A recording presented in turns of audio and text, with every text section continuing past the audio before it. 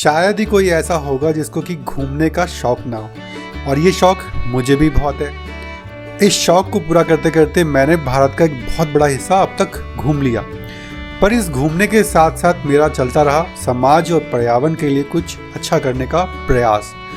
फिर चाहे देश के अलग अलग हिस्सों में घूमते हुए योग का संदेश देना हो, या फिर मेरे द्वारा लगाए हुए अब तक के शायद 5000 पेड़ हों जो कि मैंने अलग अलग हिस्सों में घूमते हुए और रहते हुए अब तक शायद लगा डाले होंगे। इसके अलावा नशा मुक्ति केंद्रों में दिए हुए मेरे योग शिविर, पर आज जो मैं अपना ये वीडियो बना रहा हूँ उसके पीछे एक खास कारण है, और वो कारण ये है कि आज जिस नशा मुक्ति केंद्र में मैं योग शिविर लगाने के लिए जा रहा हूँ वो मेरा 100वां नशा मुक्ति केंद्र है। यानी कि अब तक मैं 99 नशा मुक्ति केंद्रों में योग शिविर लगा चुका हूँ। और इस योग शिविरों को लगाने का जो मेरा कारण है वो ये है कि योग द्वारा नशे की लत से लोगों को मुक्ति दिलवाना, और उसके लिए उनको प्रोत्साहित करना कि वो आसन, प्राणायाम और विभिन्न यौगिक क्रियाओं के द्वारा अपने योग की नशे की लत को छोड़ें। क्योंकि ये एक नशा एक ऐसी समस्या है जो इंसान के अनमोल जीवन को तो ख़त्म करता ही है समय से पहले, पर इसके साथ साथ ये सिर्फ उस व्यक्ति की मौत नहीं होती बल्कि उसके पूरे परिवार की बर्बादी का कारण बनता है। तो अपने इसी मिशन को पूरा करते हुए आज मैं आया हूँ अलवर के एक नशा मुक्ति केंद्र में, और इस केंद्र में आने के बाद मुझे मालूम चला कि जो इस केंद्र के संचालक हैं वो एक समय में नशा किया करते थे, और फिर किस तरीके से उन्होंने इस नशे की लड़ाई से लड़ते हुए अपने आप को इस नशे से मुक्त किया, और फिर दूसरे लोगों को भी प्रोत्साहित कर रहे हैं कि वो इस नशे की लत से छूटें।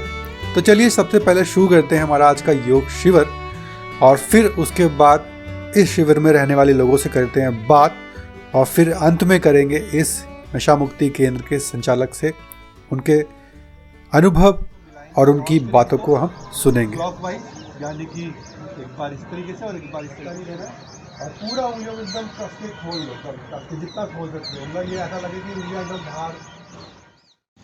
भर्गो देवस्य धीमहि धियो यो न प्रचोदयात्। क्या बताना चाहते हो वो बताओ। मैं यहाँ के कैसा हूँ और बाहर कैसा था। हाँ, जोर से। पहले मैं बाहर रहता था, जब पूरे दिन मतलब नशे के बारे में सोचता था, शाम को नशा करना और सोना। जोर से। मतलब नशा नहीं मिलता था तो मैं चिड़चिड़ापन रहता था, मतलब गुस्सा आता था मुझे बहुत तेज, और नशा मिल जाता था तो मैं बहुत खुश, मतलब घर वालों से भी अच्छा बोलता था, अच्छा रहता था। और नशा नहीं मिला तो ना घर वालों से बोलना ना किसी से बोलना, चुपचाप अपने बेड पे पड़ा रहना, दिमाग मतलब बिल्कुल ख़राब, चिड़चिड़ापन। अब जब घर वाले यहाँ छोड़ के गए तो गुस्सा भी बहुत आया घर वालों पे, बिना बताए लाए थे और यहाँ पे आके छोड़ गए। मेरा एडिक्शन स्मैक का था। स्मैक के स्टार्टिंग तो मैंने हर तरह के नशे से किया, दारू अल्कोहल नहीं की, नशा तो कुछ भी नहीं छोड़ा। पेट्रोल भी सूंघ लिया तो पता चला पेट्रोल में नशा है। सर मैं अपना नशे का पास्ट बताना चाहता हूँ। शुरू में तो मैं ग्रामीण क्षेत्र से बिलोंग करता हूँ। अपने होते हैं जैसे लोकल में जो भी पीने वाले शुरू में तो बियर पीते थे, वो कहते थे भाई इससे गर्मी निकलती है, हीट हो रखी है, जिसके कुछ भी मतलब फ़ायदे बताते हैं, सेहत बन जाती है, कोई दुबला पतला होता है उसके लिए बताते हैं कि भाई बियर पी लिया करो। तो शुरू में हमने बियर यूज़ की थी, उसके बाद बियर का रिजल्ट आपके सामने है, ये निकल जाता है अधिक सेवन से। उसके बाद मैंने सोचा मतलब इसको बियर को छोड़ा जाए, नुकसान कर रही है शरीर के लिए। तो मैंने एक भुआ का लड़का है, उसने कोरेक्स आती है, कोरेक्स सिरप 2-3 साल के लिए वो यूज किया था, उसने और शरीर खराब कर दिया, ढीलापन कर दिया शरीर। जब घर वाले एक दिन मिलने आए, मैंने बोला अब कितने दिन और रहूँगा यहाँ। वो बोल रहे थे अब जब तक सही नहीं होगा जब तक रहेगा। यहाँ आके शरीर में इम्प्रूव तो है, नशे का मन नहीं करता पहली बात तो। यहाँ पे इतने जने रहते हैं सारे बिना नशे के रहते हैं, तो मैं भी सोचता हूँ यार नशा ज़रूरी नहीं है, हंसता बोलता भी रहता हूँ। तब इम्प्रूवमेंट है यहाँ पे आके। अब मन नहीं करता, दिमाग भी सही रहता है, पहले चिड़चिड़ापन रहता था, सारा दिमाग मतलब ख़राब ही रहता था पूरे दिन। मिल जाता था मतलब कुछ कोई भी नशा मिल गया तो ठीक है, फिर तो नींद आ जाएगी। मेरा नींद ही नहीं आती थी, पूरी रात जगा रहता था, मतलब दिमाग घूमता ही रहता था, किसी न किसी बात को लेके कोई ना कोई बात दिमाग में चलती रहती थी, दिमाग कभी शांति नहीं होता था। शरीर में भी ठीक मतलब बदलाव है अब, पहले मतलब बिल्कुल ऐसा था, बिल्कुल तो कहते हैं ना ख़त्म।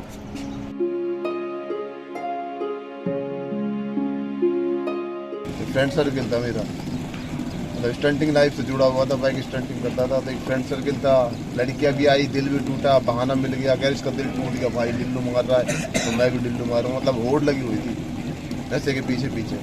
तो जितने भी हम 7-8 फ्रेंड थे सब रिलैप्स हो गए थे, मतलब सब नशेबाज बन गए थे, सभी सेंटर काटे।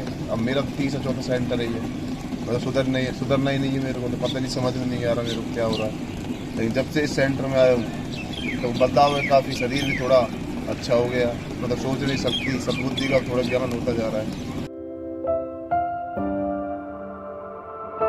तो वही कहानी होती है, मतलब जैसे पहला आदमी सिगरेट पीता है, बीड़ी पीने लग जाता है, गुटखा भी खाता है, तो 8-10 साल नशा किया, उसका रिजल्ट ये निकला बाद में। शुरू में तो कोई भी नशा हो जो मैंने यूज किया, अपने वहाँ पे जो भी नशा मिलता है उसके मज़ा ही मज़ा दिखता है, उसके सारे जो भी उसके मतलब बंदे को मज़ा ही आने लगता है। शुरू में तो 1-2 साल 3 साल किसी को साइड इफेक्ट कभी जल्दी दिखा देते हैं, किसी को लेट।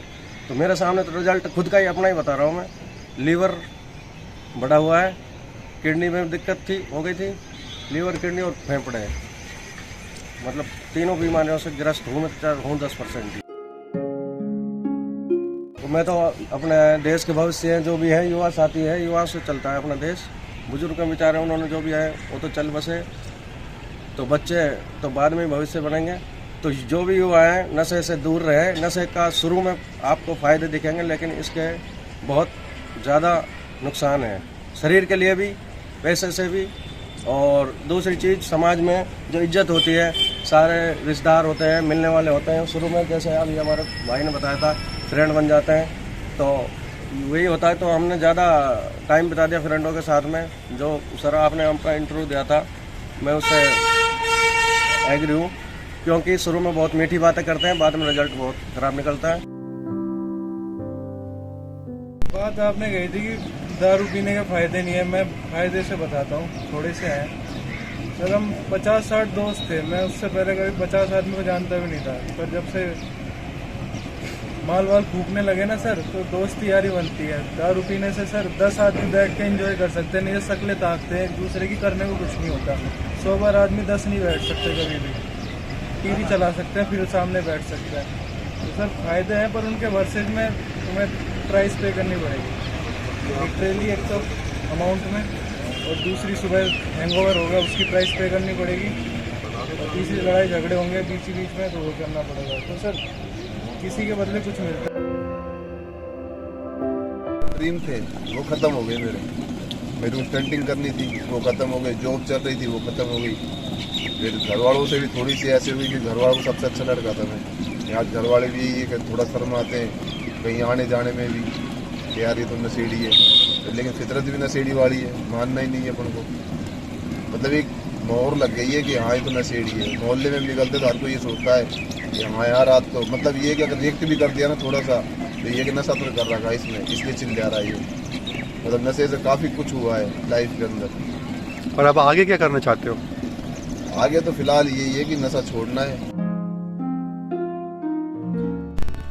तो इस तरीके से सेंटर में रहने वाले लड़कों को योगा का सेशन दिया, उनको बताया गया कि किस तरीके से योगिक क्रियाओं, आसनों और प्राणायामों के द्वारा आप इस नशे की लत को छोड़ सकते हैं, क्योंकि योग के द्वारा आप अपने आत्मविश्वास को इतना मजबूत कर लेते हो कि फिर सिर्फ नशा ही नहीं, कोई सी भी बुरी आदत से आप दूर रह सकते हो। इसी के साथ इन लड़कों से बात की गई, इनसे जाना गया इनके अनुभव नशे को लेके, इनकी कैसे आदत पड़ी और बहुत सारी बातें, जिसमें से बहुत सी बातें ऐसी हैं जो कि दिल को अंदर तक छू जाती हैं। और हम उम्मीद करेंगे कि ये अपने इस मिशन में कामयाब हों और इस सेंटर से जाने के बाद वो पूर्ण रूप से एक अच्छा जीवन व्यतीत करें और ये समाज में खुल के जी सके, क्योंकि अभी तो ये खुल के सामने भी नहीं आ सकते, अपनी बात भी नहीं रख सकते। और इसीलिए हमने इस वीडियो में बहुत से लोगों के फेस छुपा रखे हैं, क्योंकि वो नहीं चाहते कि लोग और समाज के लोग उनको पहचाने और फिर बाद में उन पर ताने कसें। तो हम चाहेंगे कि ये एक समाज की मुख्य धारा से जुड़ें और इस नशे की लत को छोड़ें और इस सेंटर से निकलने के बाद एक अच्छा जीवन व्यतीत करें। तो अब हम चलते हैं यहाँ के डायरेक्टर से बात करने के लिए, जो कि एक समय में खुद नशे के लती थे, पर उन्होंने किस तरीके से अपने आप को इस आदत से मुक्ति दिलाई, तो वो सब हम उनसे पूछते हैं। मैं 2004 से 2011 तक लक्ष्मणगढ़ के पास हमारा गांव है, वहाँ पे मैं ईंट भट्टा चलाता था। भट्टा चलाना था, उस दौरान में मुझे भट्टे पे रुकना भी पड़ता था कभी कभी। तो क्योंकि मैं बाहर होता था, शौक तो था मुझे शराब का, तो अलवर में क्योंकि पेरेंट्स फैमिली के साथ में नहीं कर सकता था, तो मुझे बाहर जब भी मैं रुकता था, भट्टे पे होता था, तो मैं वहाँ पे शराब पिया था। उस वक्त तक सब चीज़ें कंट्रोल थी कि ठीक है, कभी कभी होता था वो। लेकिन 2010 में मैं एक प्रधानी का चुनाव लड़ा था, जो कि मैं हार गया था। और वो एक्चुअली एडिक्शन की स्टार्टिंग थी। एक नेचर तो होता ही है एडिक्ट का। अब वो चुनाव हारने की वजह से मैंने घर वालों से थोड़ा सा बेशर्म हो गया था, और जो चीज़ मैं पहले छुपके करता था वो मैंने खुले में करना शुरू कर दिया। एडिक्ट का एडिक्टिव नेचर ही कुछ ऐसा होता है कि वो मोर एंड मोर की उसकी वो जो हमारी टेंडेंसी होती है ना, वो जाग जाती है। मतलब जब मुझे मौका मिला कि मैं घर पे भी पी सकता हूँ, तो फिर वो मैं by default access more and more वो होती रही। 2014 में मुझे पेनक्रेटाइटिस हुआ, काफ़ी सीवियर अटैक आया था, और मैं लगभग 1.5 महीना वेदांता एडमिट रहा था। उसके बाद फिर मैंने शराब छोड़ दी, और 2015 में मैं सरपंच बना। और जैसे कि कहा जाता है कि एडिक्शन कभी ख़त्म नहीं होता, और ये बढ़ती हुई बीमारी है। और 2019 में मुझे पता चला था कि अब मेरे पैनक्रियाज नॉर्मल फंक्शन करने लग गए। मैंने जैसे कोई चेकअप कराया था, उसमें डॉक्टर ने बताया कि आप नॉर्मल डाइट ले सकते हो। मुझे पता चला कि ठीक हूँ मैं। अब वो एडिक्टिव पर्सनालिटी दोबारा से, मुझे ये पता चल गया कि मैं खा सकता हूँ तो पी भी सकता हूँ। इस बीच में मैंने सेंटर भी खोल लिया। सोच यही थी कि मैं लोगों को समझाता था जिस वक्त मैं नहीं पी रहा था, और सोच ये थी कि काम का काम और समाज सेवा की समाज सेवा। राजनीति से मैं दूर हो गया था। मतलब लास्ट में मेरे सरपंच के पीरियड में ही मैंने सोच लिया था कि अब आगे नहीं करनी है राजनीति, समाज सेवा तक ही ठीक था कि किसी की मदद कर दो। तो 2020 में जब लॉकडाउन हुआ तो सेंटर भी स्टार्ट ही हुआ था, लॉकडाउन हो गया तो पेशेंट भी नहीं थे। फिर वो चीज़ दोबारा से स्टार्ट हो गई। अब लॉकडाउन के बाद सेंटर चालू हो गया, पेशेंट आ गए, तो अब ये चीज़ ब्रेक होते होते चलती रही। मतलब 15 दिन का ब्रेक होता, फिर मैं 3-4 दिन घर पे रह के शराब पीता, फिर 15-20 दिन में नहीं पीता, ऐसे चलता रहा। क्योंकि मुझे नहीं पता था कि मैं एडिक्ट हूँ। मुझे लगता था कि मैं अपनी मर्जी से पी रहा हूँ, अपनी मर्जी से छोड़ देता हूँ। और एक्चुअली फिर मतलब मेरे बड़े भाई मुझे हम समझाते थे और कहते भी थे कि भाई ये एडिक्शन ही है, तू अपना इलाज ले ले, तू मतलब अपनी मर्जी से ही तू कहीं लेके आया इलाज। दूसरों का इलाज कर रहा है तो अपने यहाँ तो तू कर नहीं सकता, हो नहीं पा रहा है तेरे से। मैं हमेशा कहता नहीं मैं छोड़ दूंगा, और फिर मैं 15-20 दिन कंट्रोल कर पाता था और मैं दोबारा रिलैप्स हो जाता। फिर मुझे भर्ती कराया गया, मैं 4 महीने का इलाज लेके आया, और मुझे वहाँ जाके पता चला कि जो मैं 20 दिन बाद जब मैं दोबारा पी लेता था, वो एक्चुअली मैं रिलैप्स होता था। मैं कंट्रोल इससे ज़्यादा नहीं कर पाता था अपने आप को। विल पावर से मैं रोक पाता था 10-15 दिन, 20 दिन, और उसके बाद फिर वो मेरी विल पावर टूट जाती थी। मतलब एडिक्शन हावी हो जाता था और मैं फिर दोबारा से नशा उठा लेता था। मुझे वहाँ पता चला कि ये एडिक्शन, और मुझे वहाँ पता चला कि एडिक्शन कभी ख़त्म नहीं होता।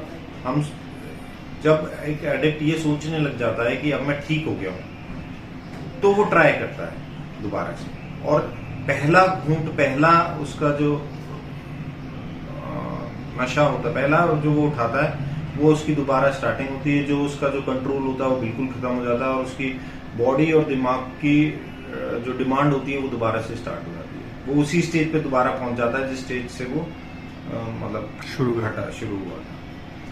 तो ये सारी चीजें मुझे प्रोग्राम, जब मैंने अंदर सेंटर में अंदर रह के प्रोग्राम लिया, तब मैंने ये चीजें सीखी, मैंने प्रोग्राम भी सीखा अंदर। अदरवाइज हम दूसरे को एक अलग नजरिए से देखते हैं कि जहाँ पे पेशेंट आते थे, यहाँ पे मैं उनकी बुरी हालत देखता था और फिर मैं खुद नशा कर लेता था। ये 4-5 महीने ये चला। मैं जब वो कोई पेशेंट आता था और मैं नशा नहीं कर रहा होता तो मैं सोचता था कितनी गंदी चीज है ना और कितना बुरा हाल है। पर जब मैं खुद करता था उस वक्त मैं उन सारी चीजों को भूल जाता था और उस वक्त मुझे बस ऐसे लगता था तो क्या हो गया, एक आज पी लूंगा, क्या बिगड़ जाएगा, क्योंकि सब कुछ ठीक चल रहा है। ये एक एडिक्ट के साथ प्रॉब्लम होती है कि वो ये समझने लग जाता है कि अब मैं ठीक हो गया हूँ। और जब वो कुछ दिनों तक नशा नहीं कर रहा होता है तो उसकी सेहत भी सुधरती है, उसकी रेपुटेशन भी सुधरती है, उसकी फाइनेंशियल कंडीशन भी सुधरती है और उसे लगता है अब सब कुछ ठीक है, आज कर लूंगा तो क्या होगा। तो फाइनली आपकी जो है सेंटर जाके फिर वहाँ से जो ट्रीटमेंट लिया उससे छूटा। जी बिल्कुल। उसके द्वारा आज यही भर्ती रहते हैं, यही भर्ती रह के इलाज करते हैं।